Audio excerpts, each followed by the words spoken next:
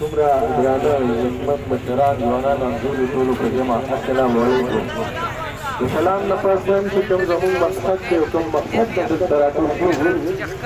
دا هغه مقصد دا دی د دغو خلاف ومونږ د پښتنو سره چې تقریبا چې د پي کې خاص کر د پښتنو سره دلته کې چې موږ د خپل حق غوښتنه په زور وکړو موږ لپاره دا څوک هم څه نه راکوي.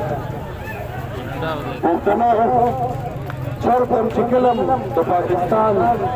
د ازادۍ خبرې شوي نو هر کله پکې پښتون لړزېږي او پښتون چې کوم دی روان وي د جنګونو سره یې مخ وي د دهشتګردۍ سره یې مخ وي د سختو سره یې مخ وي. موږ چېرته هم ښه دروازه ولیدله او د پښتونخو چې کوم دی ځواني په دې کې تېره شوه چې پیدا شوی هم په ډل کې وو هر څه په ډل کې موږ وینو په دې وطن کې کوم حالات روان دي. کله چې ستا په وطن کې امن وي نو تا ته به هر یو څیز میلاوي.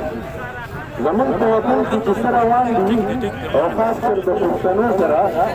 پښتنو په دې ډېر غټ سوچ پکار دی. کم ځای کې چې ګورئ که مهنګایي ده هغه د اسمان سره خبرې کوي خو د غریب د میډیسن ګورې هسپتال ته لاړ شي دې ګورنمنټ په وایي چې یاره ما هسپتالونو کې هر څه بري کړه تا ورته څه ورکړه میډیسن نه میلاوېږي په هسپتال کې. صحت کارت دی ته به مریض یو سوه به مري یاره ما صحت کارت جوړ کړی دی تا ته به دې علاج مفت کړي هغه باندې به هغه ټایم تېري د اپریشن او د هر څه. کم از کم پښتنو موږ ټول وطن په هر پښتون باندې د خپل حقوق فرض جوړېږي چې هغه د هغې حفاظت وکړي او هغه د هغې غوښتنه وکړي. زه چې کله په دې لاره م را روان یم نو ما دې خلکو ته کته په ایمان کې په دې خلکو کې دومره د چا پروۍ چې راپاسي او د خپلو حقوقو غوښتنه وکړي. دا یوازې په ما نه ده چې زه به دلته ودرېږم دا په هر چا دا غوښتن فرض دي. نن چې تاسو دا غوښتنه ونه کړله په ایمان چې سبا به تاسو سره د مینه نور هم زیاتې کېږي. ځکه ما ته ټلیفونونه کېږي چې یاره سرکاري وړه زه یو منتخب دلته کې ممبر یم موږ په دې باندې جګړه وکړله کم از کم د چا دپاره هم ستاسو د پښتنو دپاره ولې موږ ته نه راځي. بېشکه پښتنو ښه په کلکه که دا زلمي دلته نه راځي راځي به دا کېدی نه شي چې تاسو کلک پښتانه او ځوانان راوسئ او دا دې رانه شي په ایمان چې هر سړی به تاسو نه راځي دلته که دا نه په ایمان چې در سره زم موټروی در سره بندوم خو دا غوښتنه به کوو چې دې شیرپوله دې غریب پولس نه به ته چې کوم مړه دلته راځي به دوی له په اسانۍ ورکړې. دا د صوبایي ګورنمنټ کار دی چې کم ټیم کې مړه ګرانېدل په هغه ټیم کې ستا خیال نه و دوی چې اوس کله وایي چې یاره موږ سره کوټه کمه وه دا کوټه تاسو به بیان کتلی چې یاره موږ په یو ځل باندې نه شو موږ د سالانه چې کم د وړو مقدار دی هغه لیمټ سره موږ دا وړو ورکړو. نو تاسو په ایمان ووایئ چې کله هم په کور کې وړه ختمېږي نو خو هغې ته پته چې یاره ورشه د بازاره دا وړه راوړه نو ته چې د دې وطن او د دې صوبې مشري کې تا ته دا پته نه لګېده چې زما په صوبې کې د وړو بحران روان دی کمې دا خلک د لوږې وژني او بیا چې ته کوم دې له کوم پښتنو له کوم وړه ورکې ته لاړ شې لږ پنجاب کې وګوره دا وړه هلته کې دا تاسو ورکوئ یا په دې ریټ ورکوئ که نه موږ دلته پښتانه صرف او صرف چې کوم دی د دې ظلمونو دپاره راټول شوي د دې زیاتي دپاره راټول شوي چې ته راځه په پښتنو ظلم کوه. ولې پښتنو موږ چې کله یو شوي نه یو په ایمان چې دا لوبې به په موږ کېږي په هر چا باندې دا فرض جوړېږي که هغه د هر ځای سره خو د مهنګایي خلاف